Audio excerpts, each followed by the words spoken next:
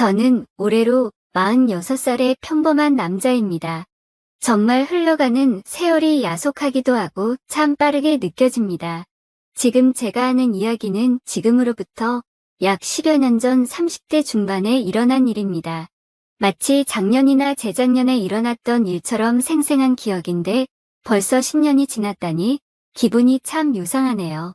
제 나이가 40대 중반이 되어 보니 30대의 그 팔팔했던 몸 상태가 그리워지고는 합니다. 저는 제 나이 31살에 6살 연하의 25살이었던 아내와 결혼했습니다. 아내는 누가 봐도 어디에 내놔도 빠지지 않는 미인이었고 스스로 자기 관리도 열심히 해서 몸매도 아주 좋았습니다. 제 친구들은 아내를 보고 저를 정말로 부러워했고 결혼할 때도 많은 지인들이 아내의 미모를 보며 장가 잘 갔다고 저를 축하해 주었습니다. 하지만 화려한 아내의 외모와는 달리 아내의 집안 형편은 예전부터 좋지 않았고 그 덕분에 고등학교를 졸업하자마자 직장 생활을 하면서 살아온 억척스러운 여자입니다. 예쁜 외모에 요즘 젊은 여자들과는 다른 생활력 강한 그녀의 모습에서 저는 결혼을 한다면 이런 여자와 해야겠다는 생각을 하게 되었고 아내의 나이가 어렸지만 제가 무작정 단도직입적으로 밀어붙여서 아내 나이 25살에 결혼을 하게 되었어요. 모든 것이 완벽할 줄 알았던 아내에게도 한 가지의 단점은 있었는데 여자로서 애교가 조금은 부족합니다. 연애하던 시절에는 뭐래도 다 예뻐 보였기 때문에 애교가 필요 없을 정도의 아름다운 외모였지만 저는 평소에 귀여운 여자를 좋아했기 때문에 아내와 결혼하고 같이 살면서 딱 한 가지 아쉬운 점은 아내의 애교였어요. 아내가 정말로 저를 사랑하고 따르는 것은 잘 알고 있었지만 평소에 그 마음을 표현하지 못하고 결혼 생활 내내 적극적이지 못하고 수동적이었습니다. 신혼 때는 약간 아쉽다고 생각했는데 결혼 생활이 지나갈수록 점점 저는 불만이 쌓여만 갔습니다. 저는 당시에 마을버스를 운전하고 있었어요. 지금은 큰 회사에서 고속버스를 운전하고 있지만 그때는 그랬습니다. 당시에 아내와 결혼해서 살던 동네는 지금보다 많이 한적하고 조용한 곳이었고 버스 운행하고 다음 대차까지 시간이 남으면 차고지에서 수다 떨면서 시간 보내는 게 하루 일과였습니다. 그런데 당시 저희 회사와 버스 차고지 근처에 아내의 친구가 하는 작은 카페가 하나 있었어요. 동네에 산이 하나 있어서 등산하러 오는 사람들이 많았는데 그래서 그런지 버스 차고지 근처에 찻집이나 카페가 그렇게 많았습니다. 그중 하나가 지금 이야기하는 아내의 친구가 하는 커피집이었고 결혼 전부터 얼굴을 알고 있었기 때문에 시간이 남을 때는 심심하기도 하고 시간을 죽이러 자주 놀러가서 커피도 마시고 이야기도 하며 지냈습니다. 그러다 보니 자주 보고 친해지게 되더라고요. 아내의 친구는 얼굴은 그다지 예쁜 편은 아니었지만 짧은 단발머리에 키가 크고 늘씬하고 몸매의 볼륨도 엄청 좋습니다. 그래서 동네 남자들에게 굉장히 인기가 좋았어요. 아직 결혼을 안 했기 때문에 온 동네 총각들이 커피 마시겠다고 외진 곳에 있는 그녀의 커피집까지 원정을 오는 상황이었습니다. 그리고 오늘 이야기할 문제의 그날은 꽃이 만발한 어느 봄날이었어요. 평소 아내와 자주 몰려다니는 아내 친구 패밀리가 4명이 있습니다. 그런데 그 친구들 모두 벚꽃 구경을 가야겠다며 승합차를 하나 빌려서 강릉으로 놀러 간다고 하더라고요. 여자들끼리 가면 무섭고 위험하기도 하고 운전시킬 사람이 하나 필요하니 저보고 운전대를 잡아달라고 했어요. 제 아내를 비롯해서 모든 여자들은 승합차 뒤에 앉아서 수다 떨고 놀면서 가는데 카페를 하던 그 아내의 친구만 제 옆자리에 앉는 겁니다. 자기는 뒤에 앉으면 멀미를 너무 심하게 해서 안 된다면서요. 아내와 그녀의 친구들은 오랜만에 다들 뭉쳐서 바다를 보러 가는 거라 그런지 다들 들떠 있었고 옷차림도 아주 화려했어요. 제 아내도 하늘하늘한 원피스를 입고 있었고 제 옆자리의 아내의 친구는 타이트한 청바지에 딱 달라붙는 쫄티를 입었습니다. 안 그래도 볼륨이 있는 몸매인데 그렇게 입으니 몸의 라인이 다 드러나 보이고 운전하는 내내 시선이 다리로 향하는 걸 막을 수 없더라고요. 옆자리의 아내 친구를 자꾸 쳐다보게 되니까 이래선 안 되겠다 싶어서 선글라스를 꺼내서 썼고 그 모습을 보고 있던 아내 친구가 싱글 웃었습니다. 제 속마음을 들킨 것 같아서 약간 부끄러웠어요.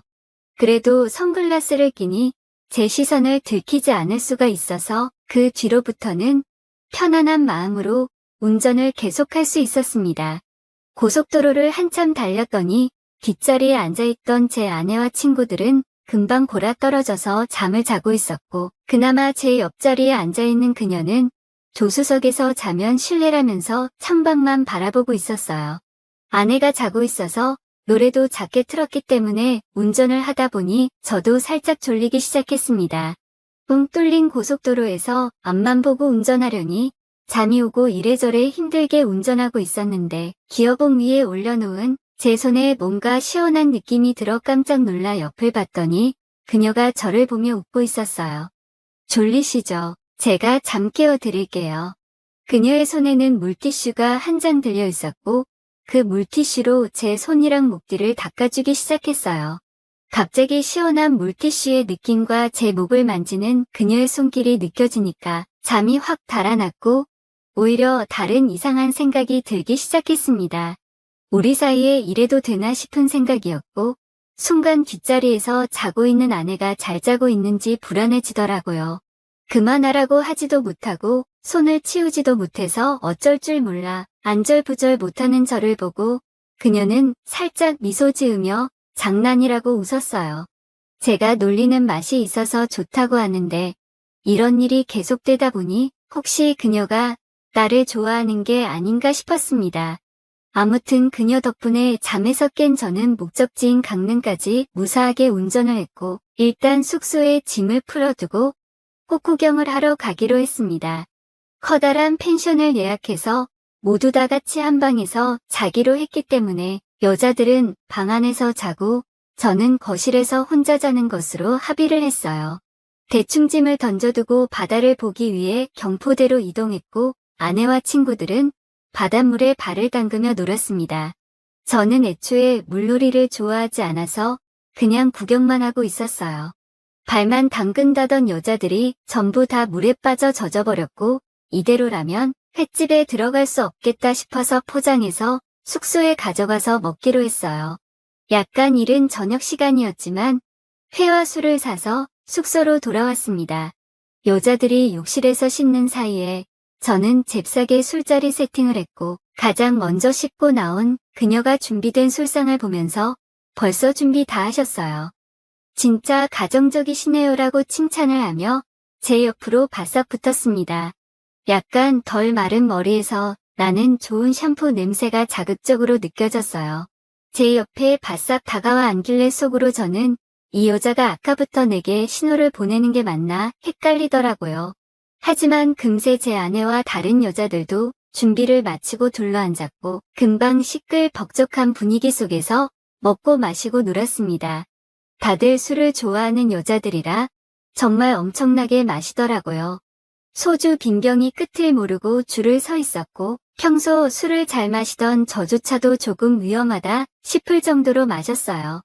공기도 좋고 안주가 너무 좋아서 그런지 평소보다 더 마시게 되더라고요. 초저녁부터 시작한 술자리는 12시가 넘어 새벽까지 이어졌습니다. 슬슬 한두 사람씩 쓰러져서 잠이 들었고 먼저 쓰러진 사람부터 방으로 옮겼어요. 아내도 세 번째로 쓰러졌는데 결국 마지막에 끝까지 남은 건 저와 커피집 그녀 단 둘뿐이었습니다. 멋자지껄한 분위기였는데 단 둘만 남으니 뭔가 서로 진지한 분위기에서 이야기를 하게 되었고 너무 분위기가 무거워지니까 약간 술도 깨고 환기를 시킬 겸 산책을 해야겠다 싶어 밖으로 나왔어요. 제가 나오니 그녀도 따라 나왔고 어두운 숙소 주변을 걷고 있었는데 그녀가 갑자기 제 손을 잡고 깍지를 끼웠습니다. 깜짝 놀라 그녀를 쳐다보니 그녀도 저를 바라보고 있었고 제가 원래 먼저 좋아했던 거 아세요? 라고 하는데 뭐라고 대답을 해야 할지 몰라서 멍하니 있었습니다. 제가 너무 놀라서 그대로 굳어서 가만히 있었더니 그녀가 제게 하는 말이 처음에 자기가 먼저 저를 좋아하기 시작했는데 제가 아내와 사귀기 시작하면서 마음을 접고 포기했다고 하더라고요. 그럴 줄 알았으면 먼저 고백이라도 해봤을 거라고 아쉽다면서 저를 보고 웃었는데 그 모습이 조금 슬프고 안쓰럽게 느껴졌어요. 뭐라 말을 해야 좋을지 몰라서 미안하다는 말을 했더니 이젠 다 괜찮다면서 그냥 둘이 행복하게 사는 모습 보면 자기도 좋다고 오늘 들은 건 다 잊으래요. 그녀와 손잡고 10분 정도 산책을 하다가 한적한 숲속에서 그녀와 입을 맞췄고 시간이 얼마나 흘렀으려나 정신을 차려보니 그녀와 함께 숙소 근처로 와 있었습니다. 그녀는 먼저 숙소로 들어가서 잠을 자러 갔고 저는 여러 가지 복잡한 생각에 뜬 눈으로 밤을 보냈습니다. 그 다음 날 집에 돌아올 때까지 더 이상 그녀와 아무런 대화도 하지 않았어요. 아내가 눈치를 챈 건 아니었지만 왠지 미안한 마음이 자꾸 들었습니다. 그날 이후로 커피숍에 가는 것도 조금 부담스러웠고 한두 번 더 가다가 발길을 끊게 되었습니다. 그녀는 그 다음 해에 다른 남자를 만나서 결혼을 하게 되었고 동네에서 지나가다가 몇 번 마주치긴 했는데 서로 어색하게 웃으며 인사를 하고 말았어요. 지금은 아내에게 가끔 그녀의 소식을 전해 듣고는 하는데 남편과 행복하게 잘 살고 있다고 하더라고요. 참 잘 됐고 다행이다 싶었습니다. 예쁘고 매력적인 여자였기 때문에 누굴 만나든지 예쁨 받고 살 수 있을 줄 알았어요. 지금도 가끔 날씨가 좋은 봄날엔 그날 밤의 일이 종종 생각납니다. 아쉽다거나 후회되는 마음은 전혀 없고 서로 간의 좋은 기억과 추억으로 남아 있었으면 좋겠네요. 오늘의 사연 여기까지입니다. 지금까지 읽어주신 모든 분들 감사합니다. 구독과 좋아요, 알림 설정 눌러주세요. 그럼 모두들 행복한 하루 보내세요. 33살의 나이에 시장 골목에서 배달 전문 찜닭집을 창업했다. 외식업에 대한 경험은 전혀 없었다. 음식 강사라고는 친구들과 삼겹살을 구워 먹은 경험이 전부였고 제대로 된 요리를 해본 적도 없었다. 하지만 무작정 해보고 싶었다. 그냥 돈을 벌고 싶었다. 하지만 처음에는 뭐든지 쉽지 않았다. 장사를 시작하기 위해 레시피를 익히는 것도, 식자재를 고르는 것도, 심지어는 손님 응대를 하는 것도 모든 것이 낯설었다. 하지만 나에겐 딱 두 가지 무기가 있었다. 하나는 맛, 그리고 다른 하나는 성실함. 맛을 위해 전국 각지의 찜닭을 다 먹어보고 직접 닭을 잡아 손질하며 차이를 연구했다. 성실함은 말할 것도 없었다. 새벽부터 밤늦게까지 온몸이 부서져라 일했다. 1년이 지나자 가게는 점점 바빠졌다. 처음엔 하루에 5마리도 못 팔던 닭이 이제는 하루에 100마리 이상 나가기 시작했다. 매출도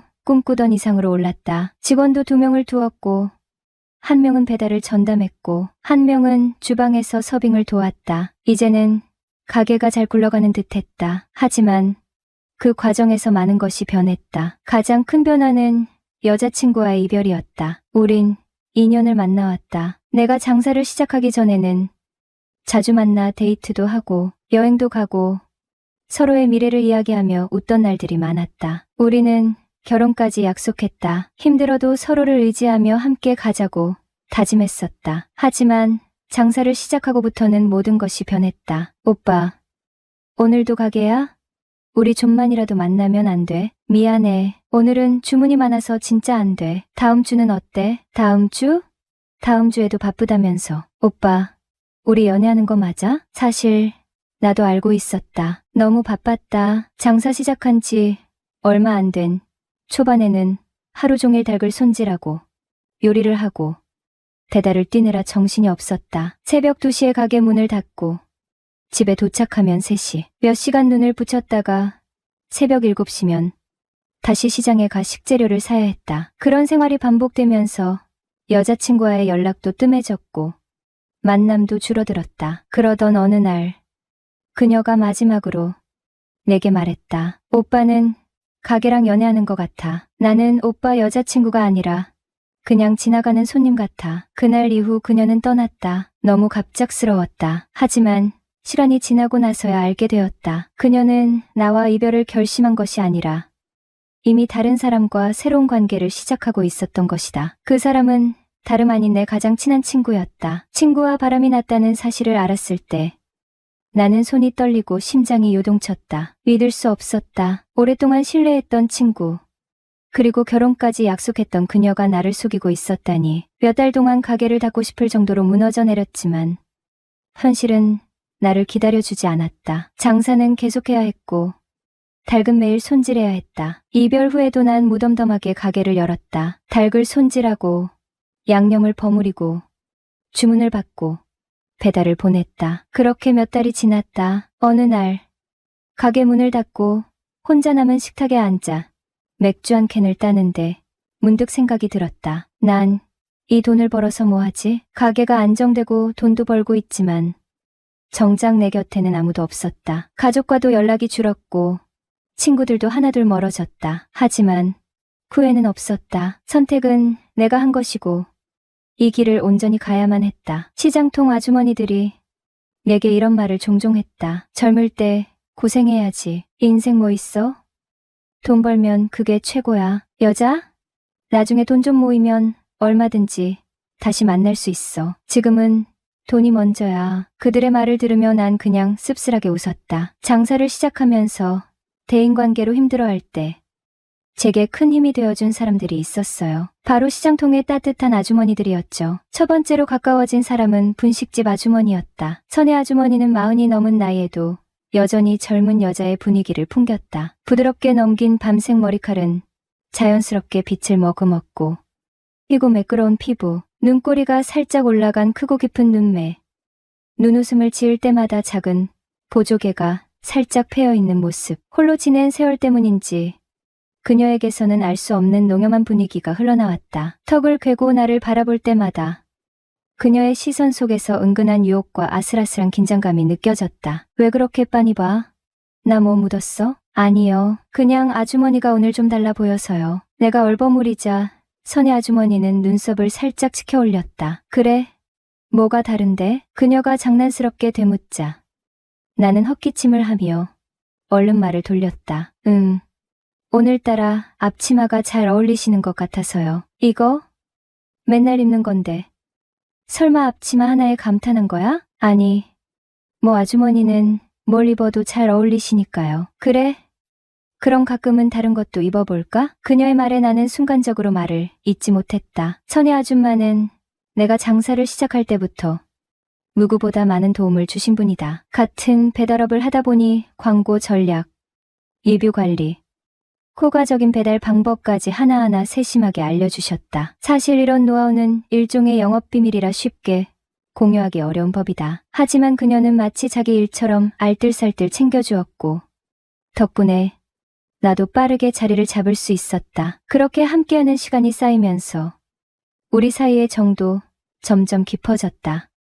어느덧 해가 뉘엿뉘엿 서쪽 하늘로 기울어지는 시간, 저녁 배달 주문이 쏟아지기 직전 잠시 숨을 돌리고 있을 때였다. 가게 문을 열고 익숙한 얼굴이 빼꼼히 고개를 내밀었다. 맞은편 분식집 선희 아주머니였다. 총각, 잠깐 시간 돼? 그녀는 특유의 넉살 좋은 미소를 지으며 가게 안으로 성큼성큼 들어왔다. 양손에는 김이 모락모락 나는 쟁반이 들려 있었다. 어머, 이게 다 뭐예요?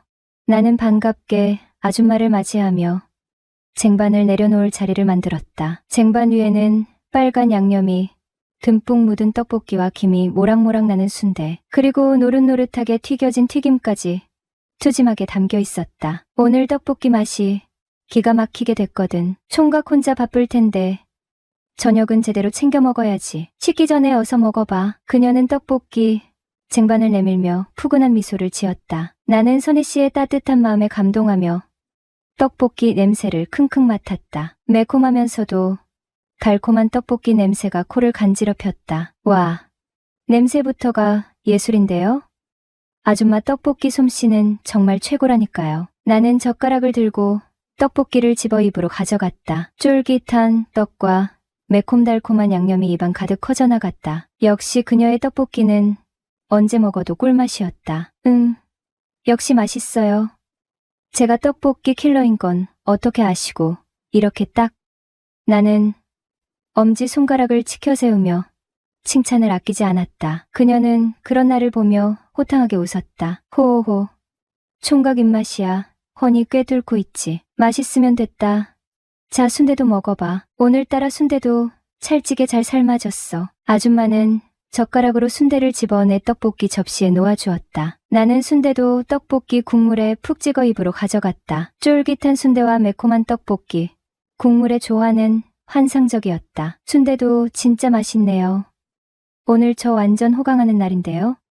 맛있게 먹는 모습 보니까 내가 더 기분 좋네. 총각.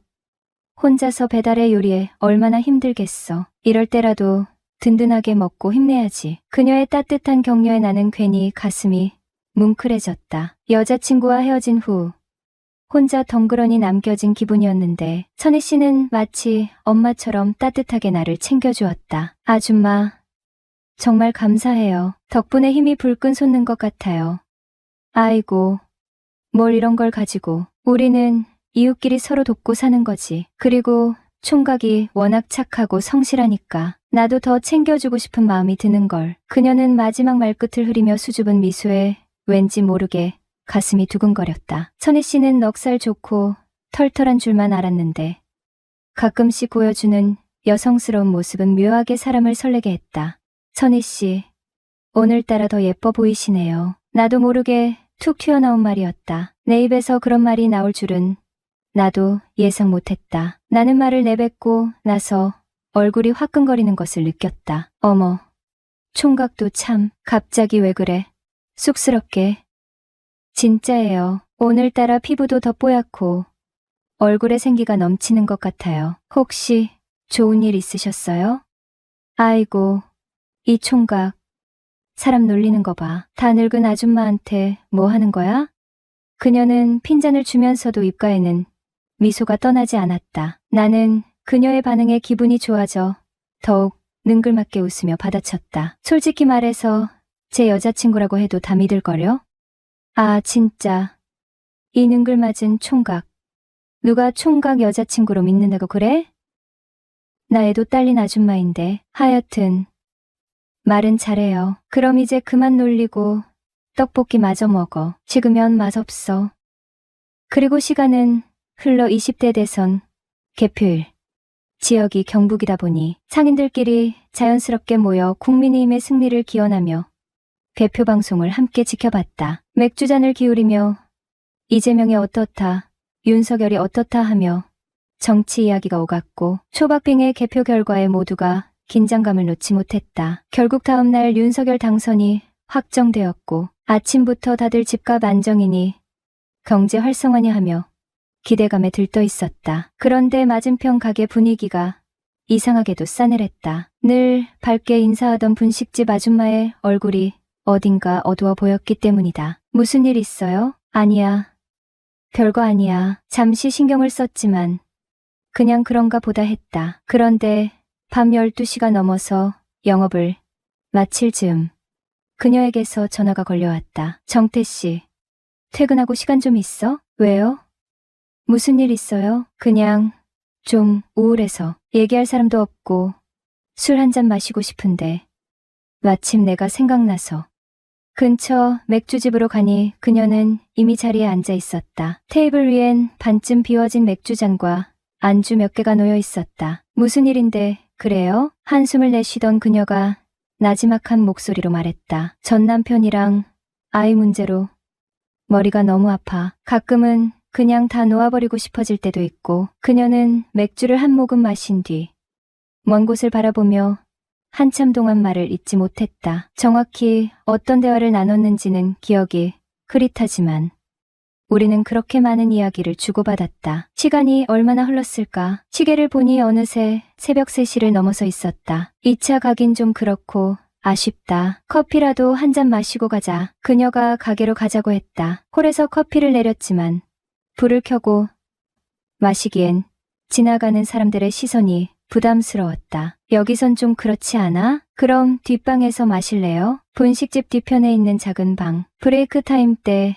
잠시 쉬려고 만들어 놓은 공간이었다. 티테이블 하나와 3인용 소파가 있는 작은 공간에 나란히 앉아 커피를 마셨다. 근데 점점 분위기가 이상하게 흘러갔다. 술 기운이 남아서인지 아니면 원래부터 이런 기류가 있었던 건지 서로 의식적으로 거리를 두려 했지만 쉽지 않았다. 갑자기 가슴이 심하게 뛰었다. 뜨거워진 얼굴을 식힐 겸 자리에서 일어나 옆에 서서 얘기를 나누려 했지만 순간 아무 말도 들리지 않았다. 그런데 취기가 동하여 그만 말실수를 하였다. 아줌마는 안 외로우세요? 하고 물은 것이다. 그러자 그녀는 어쩌다가 전 남편 생각이 날 때도 있어 하며 웃더니 정태 총각은? 하고 묻기에 얼굴을 붉히며 저는 뭐 하며 말을 잇지 못하자 호라비 심정 과부가 알아준다고 많이 외롭지? 하기에 고개를 끄덕이자 내 옆으로 오더니 우리 한번 잘해보는 건 어때? 그러대요. 그리고 나는 스위치를 내려버렸다. 왜 불꺼? 그냥 분위기 좀 잡아보려고요. 그녀는 깜짝 놀란 듯 웃으며 말했다. 우리 사이에 무슨 분위기야? 요즘 남자가 고프다면서요? 순간 그녀의 표정이 굳었다. 내가 언제 그랬어? 조금 외롭다고 했지. 한동안 침묵이 흘렀다. 달빛이 희미하게 방 안을 비췄고 정막 속에서 우리는 서로의 존재를 더 또렷하게 느낄 수 있었다. 그녀가 나를 바라봤다. 우리 이번 한 번뿐이야. 알았지? 나는 대답하지 않았다. 대신 그녀의 눈을 마주 보며 천천히 다가갔다. 그리고 그날 밤 우리는 선을 넘고 말았다. 그리고 두 번째, 옆집 미용실은 사별 후 두 딸과 함께 살고 있는 50대 초반의 아주머니가 운영하는 곳이었다. 어느 날 큰딸이 시집을 가고 난 뒤 미용실에는 막내딸과 아주머니만 남았다. 막내딸은 얼마 전 회사에 들어갔고 밤늦게야 집에 들어왔다. 그 집 아주머니는 여전히 젊은 날의 미모가 남아있는 매력적인 여인이었다. 사별한 지 6년이 지났지만 그 여유로운 아름다움과 세련된 분위기는 여전히 주변을 압도했다. 그날 오후 2시부터 5시까지의 브레이크 타임 동안 나는 잠시 피로를 풀기 위해 소파에 누웠다. 바쁜 점심 장사 후에 몸이 피곤했던 탓에 나는 그대로 잠에 빠져들었고 어느 순간 옆집에서 들려오는 수다 소리에 눈을 떴다. 거실에서의 대화가 내 방까지 들려오는 건 익숙한 일이었지만 오늘은 유독 그 이야기에 집중하게 되었다. 언니,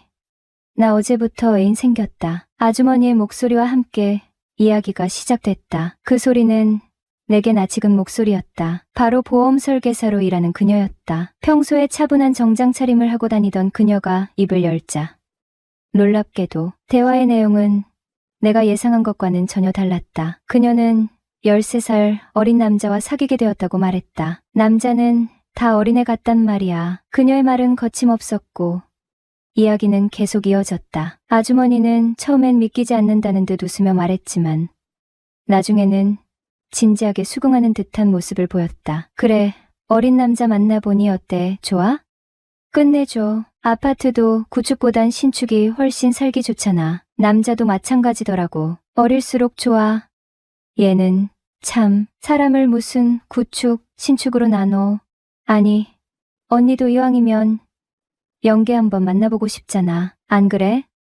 기회만 된다면 그렇긴 하지. 언니, 옆집 총각 괜찮던데. 키도 크고 인물도 훤하고 말야. 무슨 소리야. 걔는 우리 딸 뻘인데 요즘 세상에 그런 게 어딨어. 서로 좋으면 그만이지. 언니 싫으면 차라리 나를 소개시켜줘. 너 애인 생겼다면서.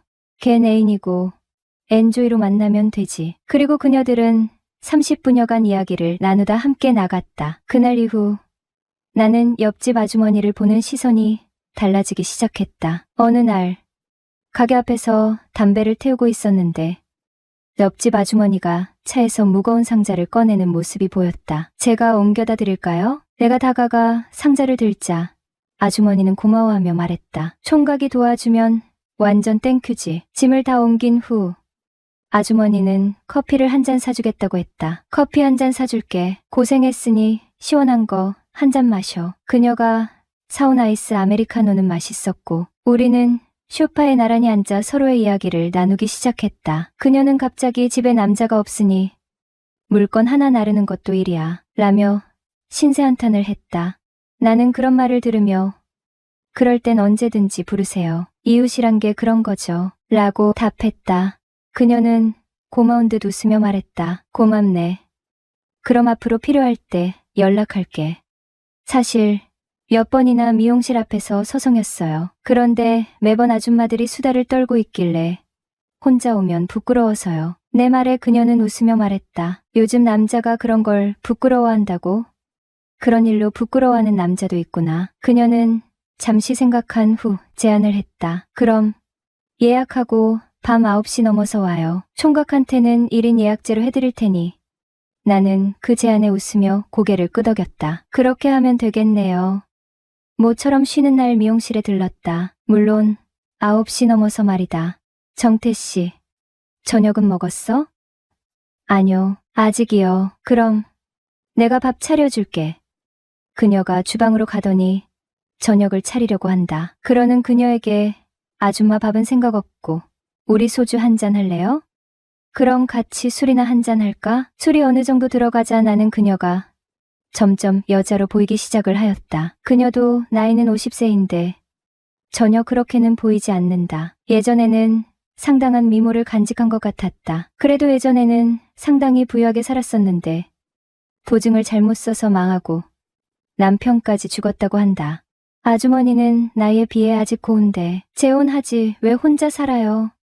아이고, 총각. 내 나이 50살인데 재혼은 무슨. 인생은 60부터라고 하는데 뭘 그래요. 아직도 곱고 예쁜데 내가 아직도 고운 것 같아. 네. 그런데 아주머니는 남자 생각은 안 나요? 아직까지 한창 나이인데 즐기고 살아야 되는데. 후. 그녀는 한숨을 쉬더니 남편 죽은 지 6년인데 생각이 안 나지. 하지만 이 나이에 손주까지 있는데 아무나 만나고 다닐 수도 없고. 요즘은 60 넘은 여자들도 애인이 다 있다고 하는데 누님도 애인 하나 만들어 즐기고 살아요. 그럼 정태 총각이 한 사람 소개시켜줘. 그러면 애인 만들어 즐기며 살게. 호호호. 그럼 차라리 우리 둘이 애인 할까요? 정태 총각이랑 둘이 애인 하자고? 호호호. 서로 멀리서 찾지 말고 아줌마하고 나하고 아무도 모르게 즐기며 지내요. 정태 총각, 내가 마음에 들어? 그럼 애인 할까? 사실 아주머니가 특별히 저한테만 1인 예약제 해준다고 할 때부터 마음에 있었어요. 연애 한번 해보고 싶었죠? 어머, 정말 영광이네. 호호호. 그녀는 성격이 호탕하 잘 웃는 편이다. 결국 우리는 비밀 연애를 시작하게 되었다. 그리고 세 번째는 미용실에 자주 찾아오던 보험 설계사 은옥 아줌마다. 그녀는 내가 가게 오픈 전에 3일쯤 되는 날 건물주로부터 화재 보험 가입 여부를 묻는 연락이 왔다. 이런 장사가 처음이다 보니 미처 생각지 못하고 있던지라 약간 당황하였으나 이내 정신 차리고 주변 지인들에게 보험 관련 종사자를 찾는 연락을 하였고 마침 옆집 미용실 아주머니에게 보험 설계사를 소개받았다. 오늘 제가 10시쯤 찾아뵐까 하는데 괜찮으시겠어요? 네. 괜찮아요. 그 시간에 오셔요. 그럼 이따가 도착 전에 다시 한번 전화드릴게요. 그렇게 그녀와의 시간 약속을 잡고 영업 준비를 하는데 갑자기 통화한 그녀의 얼굴이 너무도 궁금했다. 내 폰을 들고 그녀의 연락번호를 저장하고 카톡을 열어 업데 표시가 끝난 후 새 친구 탭을 보니 그녀의 프사가 떠올랐는데 사진상으로 보니 어떤 큰 행사장에서 무릎까지 오는 오피스룩의 정장 차림에 중년쯤 되어 보이는 모습의 단발머리를 하고 꽃다발을 들고 있는 여자가 보인다. 나름 이쁘네. 전체적으로 몸매나 옷차림 화장하며 그 나이대의 여자들보다 그래도 괜찮아 보였다. 무엇보다 오피스룩과 스타킹을 좋아하는 내 취향 저격이랄까. 왠지 섹시해 보였으니까 어느덧 9시 50분쯤 전화벨이 울렸다. 여보세요? 네, 저 박은옥이에요. 지금 근처 도착했는데 어디세요? 아, 그래요? 제가 앞으로 나갈게요. 전화를 끊고 가게 앞으로 나가보았다. 멀리서 고급 세단 한 대가 비상등을 켜고는 앞으로 서서히 다가왔다. 팀장이라더니 돈 잘 버나 보네 라는 생각을 할 쯤 그녀의 차가 다가섰고 이내 차문이 열리고 커피 스타킹에 매끈한 왼쪽 다리가 나오더니 남색의 오피스룩과 파란색의 블라우스를 입은 40대 초반쯤 되어 보이는 여성이 차문을 닫고는 내 앞으로 다가와 인사를 했다. 안녕하세요. 네, 안녕하세요. 우리는 그렇게 인사를 나누고는 가게로 들어섰다. 앉으세요. 차 한 잔 드릴까요? 네, 커피 빼고 아무거나 주시면 감사해요. 그녀는 아침에 출근해서 커피를 마시고 왔다기에 접대용 녹차티 100을 꺼내어 내주고 나는 커피를 마셨다. 제가 대략 뽑아보니 이 정도 나오겠네요. 이 정도 평수면 이 금액이 적정해요. 아, 네, 그래요. 알아서 해주세요. 그런데 정태씨, 제가 정태씨라고 해도 되죠? 아, 네, 물론이에요. 편하게 부르세요. 그리고 1년이 흘렀다. 어느 날 그녀에게 연락이 왔다. 정태씨, 요즘 장사가 그렇게 잘 된다면서요. 아, 네. 다 은옥씨 덕분이죠. 그런 소리 마세요. 제가 뭐 한 게 있다고요? 우리 잘 나가시는 팀장님이 주변에 맛있다고 소문을 많이 내주셨잖아요. 도움이 되었다니 다행이네요. 그런데 이번에 알았는데 정태씨가 아직 암보험이나 의료실비가 없더라고요. 네, 가입은 했는데 회사 퇴직하면서 다 해약했거든요. 아, 그랬군요. 그럼 제가 좀 봐드릴게요. 요즘 의료실비는 기본으로 다 들어가는 거고 3대 질병 정도는 따로 하나씩 들거든요. 네, 은옥 씨가 한번 봐주세요. 그럼 준비해서 오늘 저녁에 볼까요? 네. 그럼 저녁엔 바빠서 안 되고 8시나 9시쯤 어때요? 네, 전 상관없어요. 그럼 그때 뵙죠. 밤 9시가 조금 넘어 그녀가 찾아왔다. 서로 인사를 하고 가게 마주 앉자 내가 먼저 말을 했다. 옷을 되게 잘 입으세요. 세련되게. 어머, 정말요? 호호호, 제가 나름 신경 쓴다고 입는데 회사 팀원들은 매일 봐서 그런지 그런 말 해주는 사람도 없는데 정태 씨가 알아봐 주시네요. 호호호. 그녀의 설계대로 2개 다 보험 가입을 했더니 내게 고마움의 표시로 술을 한 잔 사겠다는 것이다. 정태 씨, 우리 술이나 한잔 하자. 그렇게 술자리가 이어지고 시간은 어느덧 밤 12시를 훌쩍 넘어가고 있었다. 은옥 씨, 대리 부르셨어요? 아니, 나 차 두동아찡. 애교 섞인 말투다. 귀엽다. 그럼 택시 불러드릴까요? 아니야, 나 우리 정태 씨랑 한 잔 더 하고 싶은데 왜? 나 그냥 빨리 갔으면 좋겠어? 아니에요. 일단 가게 들어가요. 그녀를 가게 안으로 데리고 가면서 느낌상 무언가 이뤄질 듯한 초기 순간에 찾아왔다. 오늘 뭐 있겠네 라는 생각을 할 무렵 자기야, 나 많이 취한 것 같아. 택시 타고 가야 되는데 혼자 택시 타고 가다 잠들면 너무 무서워. 나 여기서 술 좀 깨고 갈게. 그래도 되지? 네, 그러세요. 홀은 정리해야 되니 제가 쓰는 쪽방에서 잠깐 쉬세요. 이따가 깨워드릴게요. 라며 그녀를 가게 쪽방으로 안내한 뒤 온수 매트에 전원을 켜주고는 홀로 돌아와 테이블을 치우고 설거지통을 정리하고 가게 매상을 확인한 뒤 장부를 정리한 다음 시간을 보니 벌써 새벽 2시가 넘은 걸 확인하고는 방 쪽으로 다가갔다. 그녀를 확인한 순간 침이 꼴깍 넘어가며 그대로 방에 들어섰다. 은옥 씨하고 그녀를 몇 번 흔들어 깨웠지만 일어날 기미가 보이지 않고 새근새근 잠든 얼굴 모습이 귀엽기만 하다. 하지만 이런 경우 괜히 잘못 들이댔다가는 고소당하고 뉴스에까지 나오면 장사도 영영 못할 수 있단 생각에 꾹 참고 문을 열고 나가려는 순간 그녀가 날 부르는 게 아닌가. 정태씨, 나 혼자 두고 갈 거야? 날 불러 세운 것이다. 그리고 지금까지도 연인 사이로 잘 만나오고 있습니다. 인생의 가장 어두운 순간마다 내게 손을 내밀어준 세 여자가 있었습니다. 분식집 아주머니는 장사의 기본을 가르쳐주며 다시 일어설 수 있는 힘을 주었고, 미용실 아주머니는 아무런 데가 없이 경제적으로 도와주며 삶의 버팀목이 되어 주었죠. 그리고 은옥은 내게 진정한 남자로 거듭날 수 있는 기회를 주었어요. 그녀들이 없었다면 오늘의 나는 존재하지 않았을 것이다. 어쩌면 평범한 이웃일지도 모를 새 여인이지만 내 인생이라는 소설 속에서는 가장 빛나는 주인공들입니다. 어머나, 벌써 왔어요?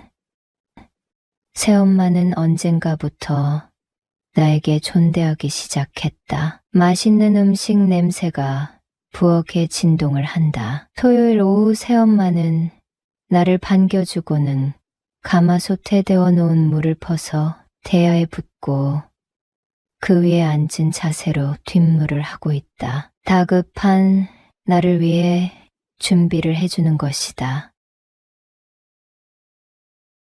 좋아요. 구독 부탁드려요. 나를 낳아준 엄마는 아니지만 나를 키워준 엄마이다. 편의상 엄마로 칭하겠다. 엄마는 내 손을 잡아 끌고 방으로 간다. 나는 가만히 엄마의 손에 이끌려 방으로 들어간다. 엄마와 나는 방으로 가서 요란스럽게 회포를 푼다. 처음에는 그리도 부끄러워하던 엄마였다. 하지만 언젠가부터 엄마는 나보다 더 적극적이다. 나를 위해 배려하던 것이었는데 언젠가부터는 내가 엄마를 배려하고 있는 것 같은 느낌이다. 엄마는 목적을 달성하고 나서야 나를 놓아주었다. 자신의 목적을 달성한 후 모든 뒤처리를 해주는 착한 엄마. 뒤처리를 한 후 다시 부엌으로 가서 상을 차린다. 배고프지요?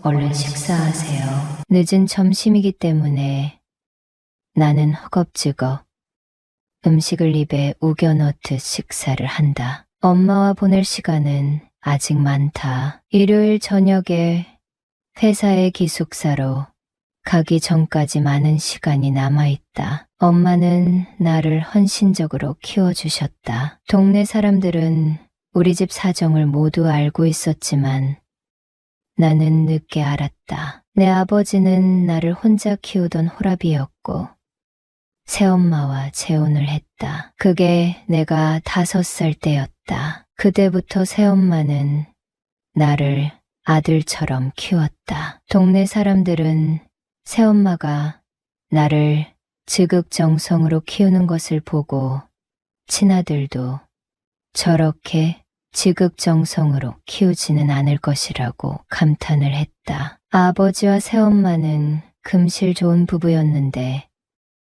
내가 중학교 때 아버지가 사고로 돌아가셨다. 친할머니는 나를 맡아 키우겠다고 새엄마에게 말했다고 한다. 하지만 새엄마는 나를 친아들처럼 키울 것이라고 고집을 부렸다고 한다. 할머니는 새엄마가 젊은 나이이니 재가를 하라고 하셨던 것이다. 하지만 새엄마는 재혼을 하게 되더라도 나를 데리고 재혼할 것이라고 했다. 결국 나는 엄마와 둘이 살게 되었다. 아버지가 돌아가시고 난 후 할머니와 엄마 사이에 이런 얘기가 오갔다는 것도 나는 모르고 살았다. 한참 후에 이 사실을 알게 되었다. 성인이 되어 나는 공장에 취직했다. 공장은 시내에 있어 시골 마을에 있는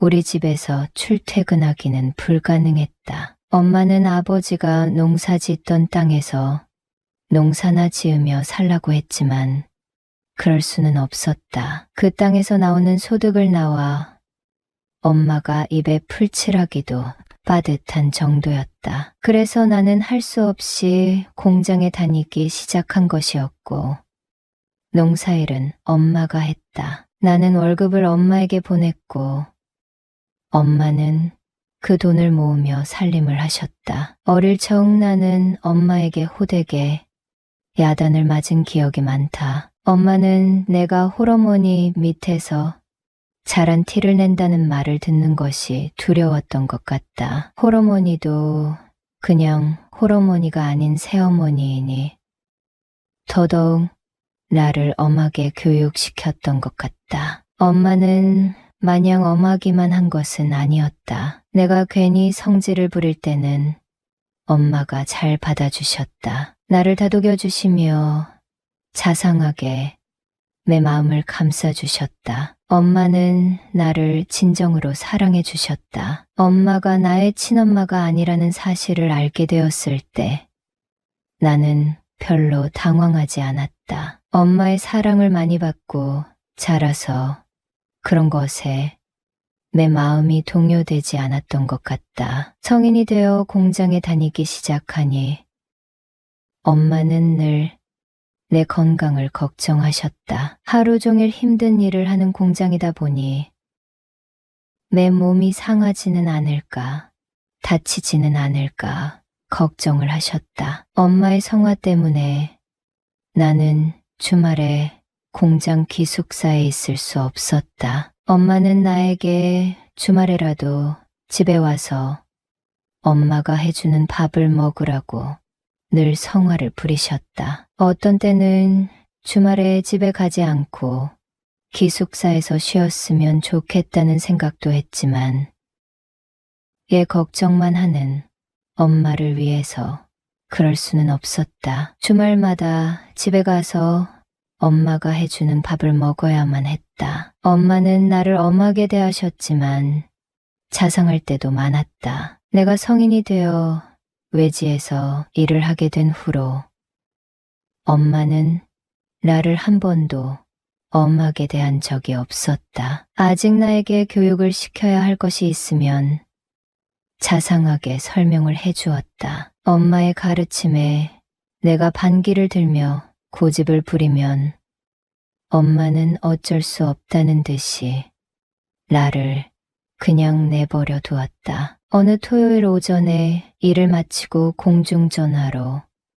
엄마에게 전화를 한 후 나는 집으로 갔다. 늘 그렇듯 내가 도착할 시간에 진수성찬이 차려져 있었다. 밥을 먹고 나는 곧바로 잠이 들어 저녁 나절이 되어서야 일어났다. 엄마는 부엌에서 씻다 말고 나를 불렀다. 늘 해왔던 대로 나는 엄마의 부름에 부엌으로 가서 엄마의 등을 밀어주었다. 나는 짓궂은 생각이 들어 엄마를 놀렸다. 엄마, 무슨 때가 이렇게 많어?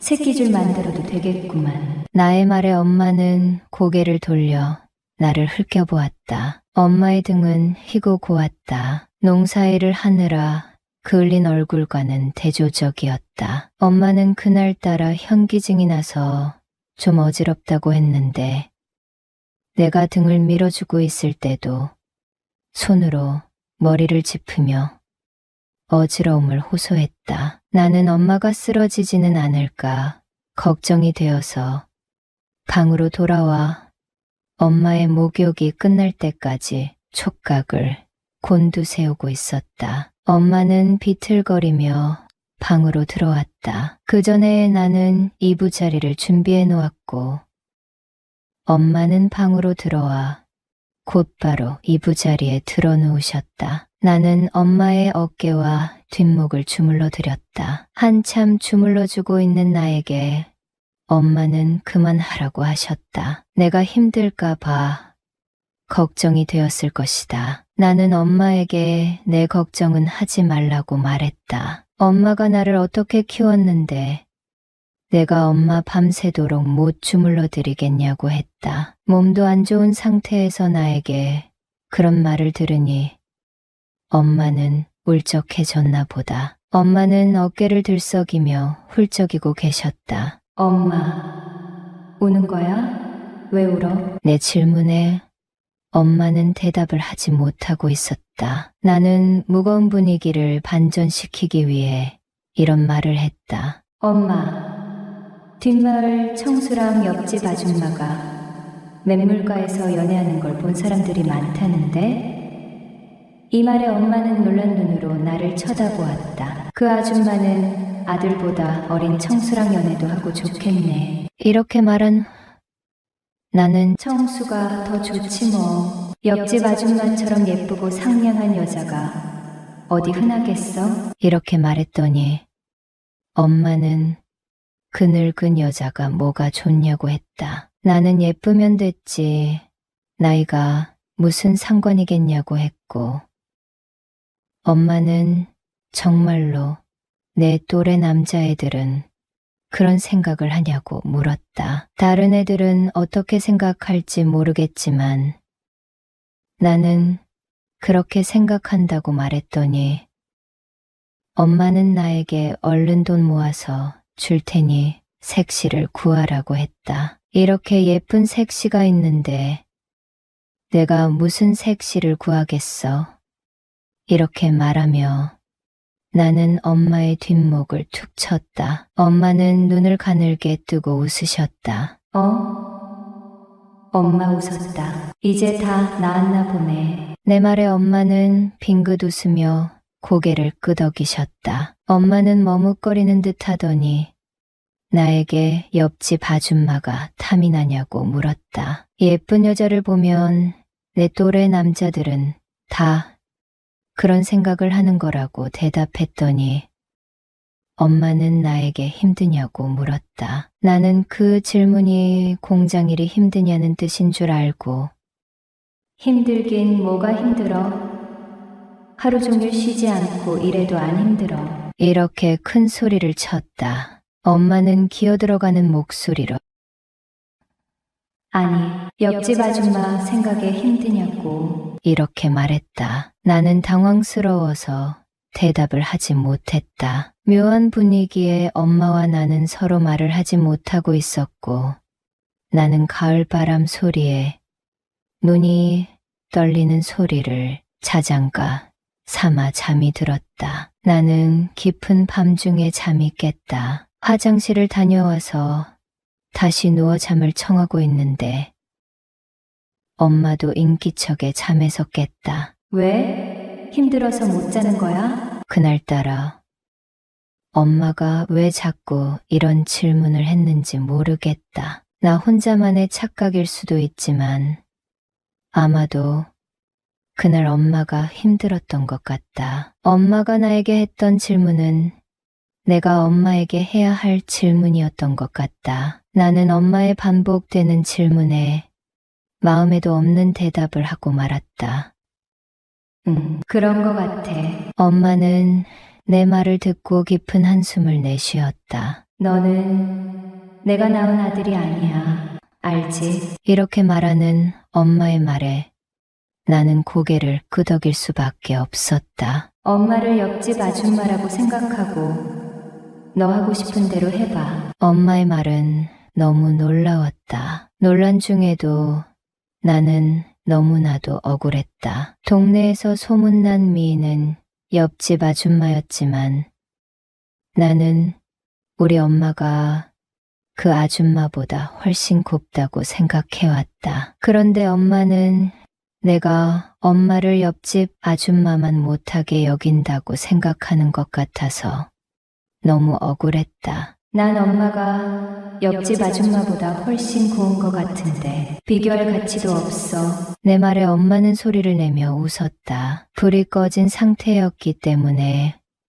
엄마의 표정을 볼 수는 없었지만 엄마의 웃음소리에서 만족감이 느껴졌다. 그리고 엄마는 그렇게 말해주니 너무 기분 좋다. 이렇게 말한 후 엄마는 차어서 이렇게 말했다. 나는 너무도 떨렸지만 엄마를 안아주었다. 나는 날이 밝은 후에야 엄마를 놓아주었다. 엄마는 나를 올려다보며 한숨만 내쉴 뿐이었다. 날이 밝고 내 등을 손으로 쓸어주던 엄마는 어머, 내 정신 좀 봐. 얼른 상 차릴게. 다급하게 옷을 입고 부엌으로 가서 상을 차렸다. 나는 엄마가 차려준 밥을 먹고 곧바로 잠이 들었다. 눈을 떠보니 오후가 되어 있었다. 엄마는 점심을 차려주겠다고 했지만 나는 엄마를 끌어당겨 내 옆에 눕게 했다. 나는 배가 고프지 않으니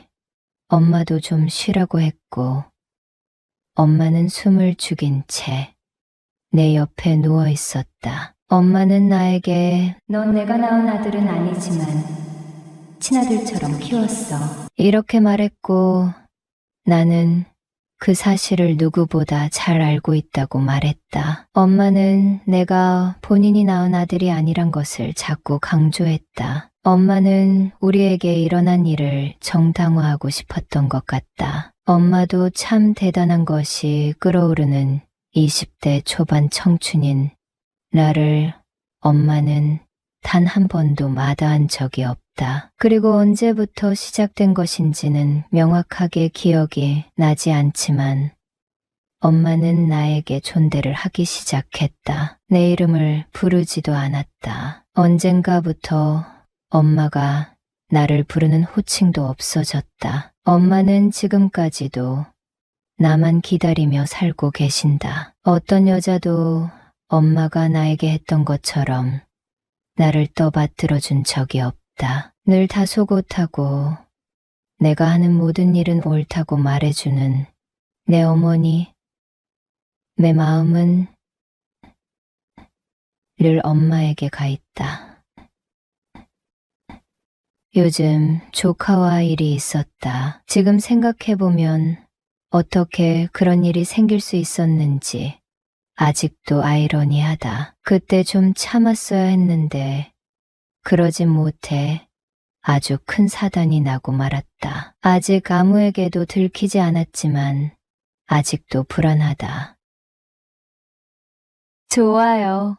구독 부탁드려요. 나는 부연 시부모님 덕에 아이들을 잘 키울 수 있었다. 남편은 돈벌이 할 수 있는 능력이 없는 사람이었고 시부모님이 번듯한 가게를 차려주셨고 다행히 안정적인 수입을 얻을 수 있었다. 그 덕분에 교육비를 지출할 수 있었다. 나는 지방에 있는 도시에 살고 있고 큰딸은 서울에 있는 대학에 합격했다. 가게를 비울 수 없어 딸아이 자취방에 가보지 못해 늘 답답한 마음이었다. 남편은 딸이 어떻게 사는지 보고 오라고 했고 가게는 자기가 본다고 했다. 마침 큰 아주버님의 아들도 서울에 간다고 해서 함께 버스를 타고 서울에 가기로 했다. 조카에 대해 잠시 설명을 해보겠다. 큰아주버님은 서울에 살고 계신다. 조카는 공기업에 다니고 있는데 내가 사는 지역으로 발령이 야 기숙사에서 살고 있다. 서울에 가기로 한 날 조카와 터미널에서 버스표를 끊고 버스에 나란히 앉았다. 조카는 매운 음식을 먹고 왔다며 물을 연신 마셔 대더니 사단이 날 뻔했다. 휴게소에 들렀는데도 소변이 마렵다며 아찔한 표정으로 나를 바라봤다. 나는 기사님, 너무 급한데 잠시 휴게소에 들를 수 있을까요? 하고 물으니 아까 다녀왔잖아요. 안 됩니다 하고 말도 못 꺼내게 하는 것이었다. 조카는 몸이 베베 꼬이는 듯했다. 그리고는 더 이상 못 참겠다며 내 팔을 잡았고 어떻게 하면 되냐고 하며 난처한 표정을 지었다. 나는 얼른 다 마시고 난 음료수병 뚜껑을 열어줬다. 조카는 주섬주섬 바지를 내리더니 시원하게 보리를 봤다. 조카는 민망한 표정으로 나를 바라봤고 숙모, 이제 시원해요. 세상이 달라 보여요. 라고 하는 게 아닌가. 사실 조카의 우렁찬 소변 소리에 나도 모르게 설레고 있었다. 그 마음을 들키지 말았어야 했는데 난 참지 못하고 말았다. 조카는 잠시 눈을 붙이겠다고 했고 나는 조카의 어깨에 기대어 잠을 잤다. 조카는 넓은 어깨를 자연스럽게 빌려줬고 나는 무척 피곤했지만 잠을 잘 수 없었다. 요즘 조카를 보면 무척 설레기 때문이다. 눈을 감았지만 도무지 잠이 오지 않아.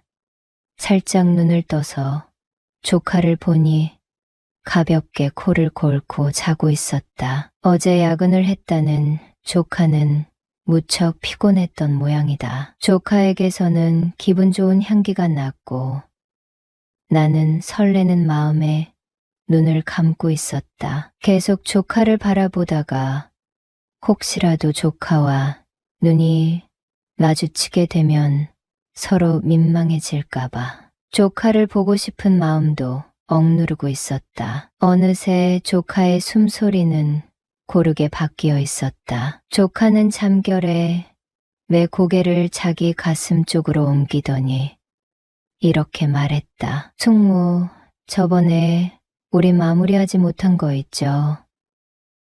지금 많이 급하죠. 조금만 기다려요. 라고 말이다. 나는 그 말의 뜻을 정확히 알고 있었다. 버스는 터미널에 도착했고 딸이 기다리고 있는 것을 알고 있었지만 우리는 터미널 근처에 있는 모텔에서 서둘러 일을 치렀다. 시댁 쪽 남자들은 키가 크고 체격이 좋은 편이다. 시아주버님, 남편, 조카까지 모두 180cm가 넘고 마른 체질이다. 조카는 누구보다도 우람하고 건강했다. 우리가 이렇게 된 계기가 있었다. 조카는 한겨울에 기숙사 보일러에 문제가 생겨 한밤중에 우리 집에 연락을 했다. 집이 너무 추워서 잘 수가 없는데 숙모집에서 하룻밤만 자고 출근해도 되냐고 말이다. 마침 그날은 남편이 친구들과 여행을 갔고 딸 역시 친구 집에서 자기로 해서 다 나간 상태였다. 혼자 자는 것이 무섭지는 않았지만 조카의 전화를 받으니 내심 기뻤다. 내 조카 기성이는 흠잡을 데 없는 아이다. 큰 키에 날씬한 몸매, 게다가 작은 얼굴에 잘생긴 외모, 자상함까지 골고루 갖췄기 때문이다. 기성이 엄마인 형님께 듣기로는 고등학교 때도 여학생들에게 인기가 많았다고 한다. 하지만 연애는 대학교에 진학한 후에 하겠다고 선언한 뒤 여자 보기를 돌같이 하는 모습에 정말 강단 있는 아이라고 생각했다. 그리고 서울에 있는 좋은 대학에 입학을 했고 우리 집에 놀러 올 때마다 딸에게 공부를 가르쳐 줬다. 딸은 사촌 오빠처럼 멋진 남자를 만나기 위해서 자기도 실력을 키워야겠다며 이를 악물고 공부했고 같은 레벨의 대학에 합격했다. 딸의 합격 소식을 들은 조카는 누구보다도 기뻐했다. 좋아요. 구독 조카가 우리 집에 와서 자게 된 날 나는 거실에 앉아 맥주를 마시고 있었다. 조카는 같이 마시자고 하며 내 옆에 앉았고 요즘 회사 생활은 어떤지 직장에 마음에 드는 여성이 있는지 물어봤다. 딱히 마음에 드는 여성은 없지만 언젠가는 연애를 하고 싶다고 했다. 기성이는 술을 마시더니 옛날 얘기를 해주겠다고 했다. 대학 입학 후 동아리에서 만난 여하구와 3년을 사귀었는데 같이 어울리는 과 친구가 있었다고 한다. 어느 날 셋이서 노래방에 갔는데 친구가 노래하는 모습을 보더니 자기를 차 버리고 친구와 사귀었다고 한다. 여자친구에게 배신당한 이유로 여자를 못 믿겠다고 하며 지금은 웃으면서 이야기할 수 있지만 그때 참 괴로웠다고 하며 웃어 보이는 조카가 아이로 보이기보다는 자상한 남자로 보였다. 나는 기성이에게 세상에 여자는 많아. 아직 젊고 능력 있으니 기성이에게 좋은 짝이 생길 거야. 연애도 많이 해봐야 돼. 그래야 나중에 후회가 없어 라고 말해줬다. 기성이는 아무리 그래도 숙모처럼 품이 있고 지적인 여자 만나기는 힘들어요 라고 했고 그게 무슨 소리야 라고 물었더니 저희 엄마는 성격이 좀 투박하고 거친데 숙모는 그렇지 않아서 좋아요. 조용하면서도 강단 있는 말투, 귀티나는 외모를 가진 숙모 같은 여성을 찾고 있는데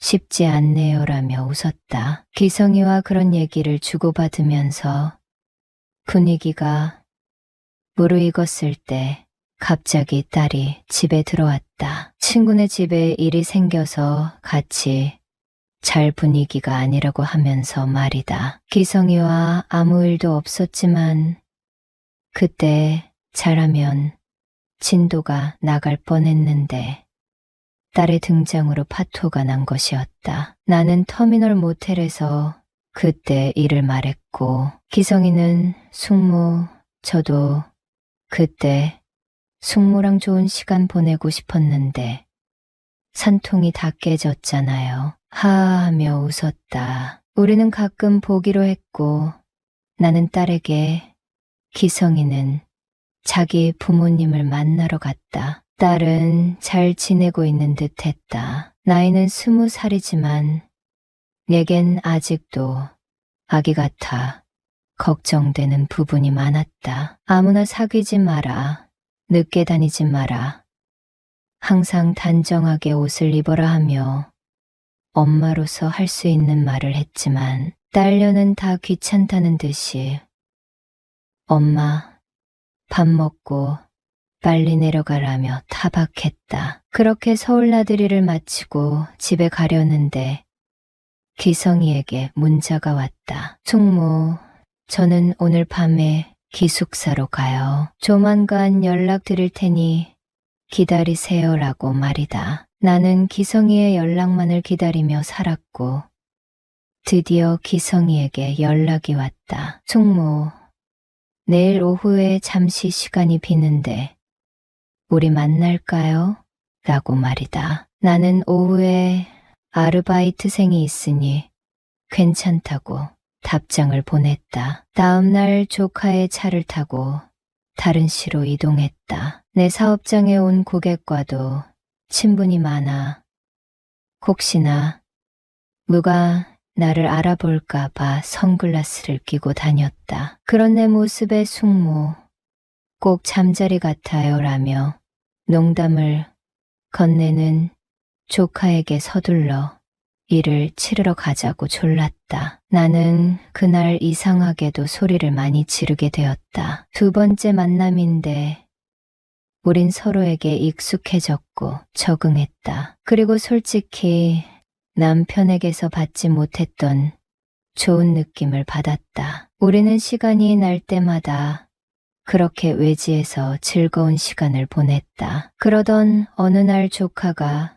서울 본부로 발령을 받게 되었다는 청천벽력 같은 소식을 듣게 되었다. 조카에게는 더할 나위 없이 좋은 일이지만 나는 서운한 마음이 들었다. 앞날이 구말리 같은 조카와 언제까지 비밀을 간직할 수는 없는 노릇이지 않은가. 얼른 마음을 고쳐먹으려고 했지만 쉽지 않았다. 조카가 서울에 가기 전날 우리는 뜨거운 시간을 보냈다. 마치 내일은 없는 사람들처럼 말이다. 나는 잘 지내라고 용돈을 쥐어줬고 조카는 내게 어울릴 것 같아 사왔다며 헤어핀을 선물해줬다. 이제 조카가 없다. 같은 시에 살고 있다는 것만으로도 큰 위로가 되었는데 요즘은 너무도 쓸쓸하다. 남편과는 등 돌리고 잔지 오래되었고 조카가 생각날 때면 화장대에 앉아 선물 받은 헤어핀을 꽂아본다. 얼마 전 조카가 남편에게 전화를 했다. 그 지역에 비가 많이 온다는데 삼촌, 숙모 잘 지내시냐고 말이다. 남편은 기성이가 당신 좀 바꿔달래 하고 소리를 치는데 기성이 전화라는 말에 커피를 마시다가 하마터면 잔을 놓칠 뻔했다. 조카는 숙모 조만간 한번 찾아뵐게요. 라는 말에 난 심장이 나댔고 목소리가 떨렸다. 대화를 길게 하다가는 울어버릴 것 같아 알았다고. 잘 지내라고 간단히 대답하고 끊었다. 조카가 온다고 하니 새 속옷을 사놨다. 사놓고 사용하지 않던 마스크팩도 했다. 며칠간 신경 좀 쓰고 조카를 맞이하고 싶은 마음이 굴뚝 같기 때문이다. 남편은 오밤중에 뭐 하는 거냐고 핀잔을 주지만 사실대로 말을 할 수 없어 그저 피식 웃으며 대답을 가름했다. 나는 외아들을 키우고 있는 40대 여자예요. 얼마 전 아들 친구와 하지 말아야 할 행동을 했습니다. 사실 그 충격에서 벗어나지 못하고 있습니다. 좋아요. 구독 부탁드려요. 흔들리지 않고 마음을 잘 잡아야 할 텐데 걱정이 크네요. 남편과는 대학 졸업 후 회사에서 만났어요. 연애를 길게 해보고 싶었지만 시댁에서는 사계절 만나봤으면 됐으니 결혼하라고 재촉하셨어요. 시댁은 매우 부유했어요. 아들 교육도 잘 시킨 분이고 큰아들의 결혼을 서둘러 시킨 후 6개월 만에 남편의 여동생인 신우 결혼식도 해치우다시피 했죠. 시부모님은 지금도 정정하시고 여가 생활을 즐기고 계십니다. 우린 결혼 맞벌이를 했어요. 무척 바쁘게 사는 와중에 소중한 내 아들이 생겼어요. 내 캐리어를 포기하고 싶지 않았지만 양가 어른들은 아이를 잘 키우는 일은 세상 그 무엇보다 귀한 일이니 아이에게만 집중했으면 좋겠다고 하셨어요. 많은 사람들이 내 집을 마련하기 위해 애쓰는데 우린 시부모님이 준비해 주신 집이 있겠다. 친정에서 사주신 고급 승용차와 두둑한 예금도 있겠다. 건강하고 돈 잘 버는 남편도 있으니 회사 생활을 잘 마무리할 수 있었습니다. 20대의 아들을 낳으니 비교적 젊은 엄마에 속했어요. 감사하게도 아무 이벤트 없이 아이를 출산했고 양육 과정은 다소 피곤한 것 빼고는 늘 기쁨의 연속이었어요. 남편은 업무상 출장을 자주 가게 되었고 한 번 가면 일주일에서 한 달 가까이 가게 되었어요. 그 점만 빼면 완벽한 결혼 생활이었습니다. 아이는 기대 이상으로 잘 자라줘서 좋은 대학에 입학하게 되었습니다. 그 일은 여름이 끝나갈 무렵 벌어지게 되었죠. 우리 집 가사일을 도와주는 분이 계신데 그날은 몸살에 걸려 출근은 못 하셨어요. 왜 그런 날 있잖아요. 괜히 정리하고 싶은 날이요. 아줌마가 안 계시니 출근하시면 도와달라고 맡겨도 되는데 그날은 왠지 드레스 상태가 거슬리더라고요. 참지 못하고 혼자 드레스 룸을 정리했어요. 색깔별, 계절별로 옷과 가방을 정리해 놓으니 몸은 다소 피곤해졌지만 무척 상쾌한 기분이 들더군요. 내 할 일을 다 했다 싶어서 정원에서 좀 쉬고 싶은 생각에 남편이 출장지에서 사준 민소매 원피스를 입고 선크림을 바르고 선베드에 누워 있었어요. 아들은 친구 만나러 가서 늦게 온다고 했으니 저녁도 준비할 일이 없어 더 홀가분했어요. 햇살은 뜨거웠지만 습기가 없어 보송보송했어요. 그날은 정말 나 혼자 태닝을 하는 게 아까울 정도로 날씨가 좋았어요. 남편은 사업을 시작한 지 몇 년 되지 않았는데 거래처가 유럽에 있어 출장이 잦은 편이에요. 이번에는 동유럽에 출장 가 있고 일주일 뒤에나 온다고 하는데 이번에는 아무것도 사오지 말라고 했지만 무슨 선물을 사다 줄지 살짝 기대하고 있어요. 저는 그날 혼자만의 시간을 즐기며 음악을 듣다가 깜빡 잠이 들고 말았습니다. 그런데 어느 순간 남자 목소리가 들려 잠에서 깨고 말았어요. 눈을 떠보니 아들과 친구 2명이 왔더라고요. 선글라스를 낀 채 잠들었는데 내 눈에 가장 먼저 보인 건 처음 보는 잘생긴 남자아이였어요. 제 아들은 키는 큰데 피부가 좀 검은 편인데 아들 친구는 키도 크고 피부가 참 하얗더라고요. 얼핏 손을 보니 손가락도 길고 군살 없는 몸매에 이 소년 그 자체였습니다. 꾸벅 인사를 하는 친구들을 반겨주었죠. 아들은 엄마, 애들한테 우리 집이 단독주택이고 바비큐도 잘 해 먹는다고 자랑했어. 그랬더니 애들이 오늘 우리 집에 오고 싶다고 해서 전화를 했는데 엄마가 전화를 안 받더라고요. 그래서 엄마 허락도 없이 마트에서 고기랑 조개, 새우 사왔어요. 같이 먹어요.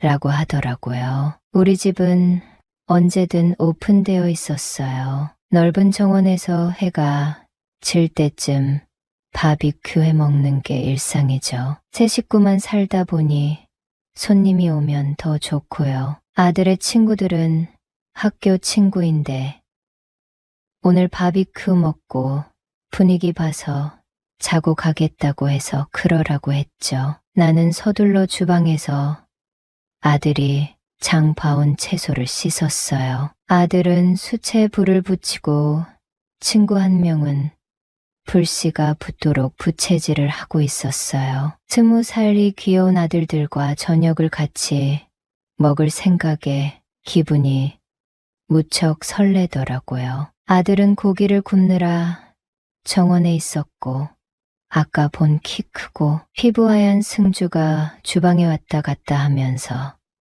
잔심부름을 하더라고요. 자기는 집에서 엄마를 많이 돕는 편이라고 살갑게 말하는데 하마터면 내 아들에게 하듯 엉덩이를 두드려 줄 뻔했어요. 여러분은 써리모의 영상을 재미있게 듣고 계십니다. 너무 예뻐서요. 승주는 누나가 셋이나 있다고 하더군요. 누나들이 잘 챙겨주지 않냐고 물었더니 아니라고 머슴처럼 부려 먹는다고 하며 웃는데 누나들 아들이라고 챙겨 주기만 한 건 아닌 것 같았어요. 승주는 자기는 누나가 많아서 여자들하고 얘기를 잘한다고 하더군요. 외모도 멋진 녀석이 이렇게 살갑게 다가오니 너무 귀엽더라고요. 아들은 아빠랑 더 친한 스타일인데 승주는 또 다른 매력이 느껴졌어요. 승주는 주방과 정원을 왔다 갔다 하면서 어머니, 이제 고기가 다 익었어요. 빨리 오세요 하고 내 손을 잡아 끌었어요. 사실 그때 잠시 마음이 설렜습니다. 나는 아들의 친구들과 이런저런 얘기를 나누며 식사를 했어요. 요즘 대학생활 얘기를 들으니 확실하게 세대 차이가 나더라고요. 그런데 아들에게 놀라운 말을 들었어요. 엄마, 승주는 우리랑 스타일이 많이 달라. 우리 또래 여자들과는 정신연령이 안 맞아서 못 만나겠대라고 하는 것이었어요. 그게 무슨 소리야? 여자는 남자보다 정신연령이 몇 살 더 높은데 아들은 전에 승주가 그러는데 20살짜리 애들은 말이 안 통한대. 자기는 누나들이 많아서 어린 애들하고는 만날 마음이 없대라고 하더라고요. 나는 사람마다 스타일이 다른 거라고. 나는 너희 아빠가 5살이나 많은데 나이는 전혀 문제되지 않았다고. 대화가 잘 통해서 연애하고 가정을 이룬 거라고 했어요. 그런데 승주는 벌써부터 이상형이 확실하구나 라고 응수해줬어요. 해는 이미 졌고 정원에 태양광 등이 켜지면서 분위기는 무르익었어요. 아들 친구들과 가볍게 와인을 마시면서 담소를 나누니 이보다 더 한 행복은 없다고 느꼈어요. 아들의 친구들은 우리 집에서 자고 간다고 했고 부모님께 전화를 걸어 허락을 구하는 모습이 너무 예뻐 보였어요. 승주는 아까 했던 것처럼 주방에 오가면서 식기를 나르더라고요. 그러면서 이상한 느낌을 받았어요. 뒤통수가 따갑다고 해야 할까요? 왠지 나를 보는 눈빛이 친구의 엄마가 아닌 한 여자를 대하는 눈빛이라는 것이라는 것을요. 설거지를 하다가 승주와 눈이 마주쳤는데 애답지 않게 느끼한 눈빛이었어요. 승주는 내 귀에 대고 이렇게 말하더라고요. 아줌마 아저씨 출장 때문에 늘 외로우시다면서요? 나는 사업차 외국에 자주 나가셔. 외로운 것도 적응이 되니 괜찮아 하고 대답했어요. 승주는 지금 애들 완전 만취해서 바로 잠들 것 같은데 제가 아줌마 말 상대 해드리고 싶은데 이따 시간 괜찮으시면 저랑 한 잔 더 해요라고 하는 게 아니겠어요? 아니, 20살짜리가 어쩜 그렇게 당돌한지 웃음이 났지만 꽃미남인 아들 친구가 먼저 같이 있자고 하니 저도 싫지만은 않더군요. 그래, 애들이 잠들면 한 잔 더 하자꾸나. 아줌마는 주방 정리하고 2차 준비할게라고 대답했어요. 아까 바른 선크림도 그렇고 제대로 씻지 못하고 저녁을 서둘러 샤워를 했어요. 조금 있으니 노크 소리가 들리더라고요. 승주는 아이들이 모두 잠들었다고 하더니 제 옆에 앉아 견과류와 맥주를 마셨어요. 저는 이런 아이는 처음 봤어요. 마치 제 마음을 꿰뚫어보고 있는 듯한 느낌이었어요. 아줌마는 아저씨가 없어서 외롭겠다. 너가는 뭘 즐기냐는 등 나에게 관심이 많은 듯했어요. 나이 많은 아줌마에게 집중하며 질문을 던지는 20살 아이라니. 나는 요즘 허전한 마음이 든다고 말하게 되었어요. 아들에게 정성을 쏟던 시절이 좋았다. 그리고 남편이 오기만을 기다리는 생활이 좀 힘들다는 얘기를 하다가 그만 눈물이 터져버렸어요. 그동안 외롭고 허무한 마음을 들킨 것 같아 창피하게 느껴졌는데 승주는 그런 내 마음을 읽어줬어요. 아줌마같이 예쁘고 매력 있는 분이 외롭다니 마음이 아파요. 나 아줌마랑 같이 있고 싶은데 괜찮아요. 라고 하는 게 아니겠어요?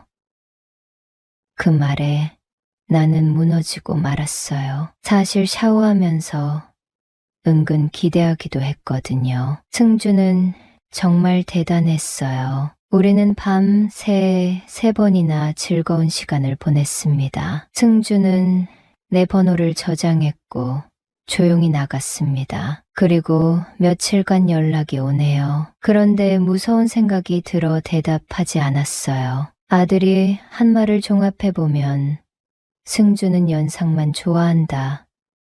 그리고 남편이 없는 걸 알고 우리 집에 온 거라고 생각하니 나는 승주의 타겟이 된 거였더라고요. 승주는 엄마 뻘 되는 여자에게 매력을 느낀다고 하는데 그 이유는 뻔한 거 아니겠어요.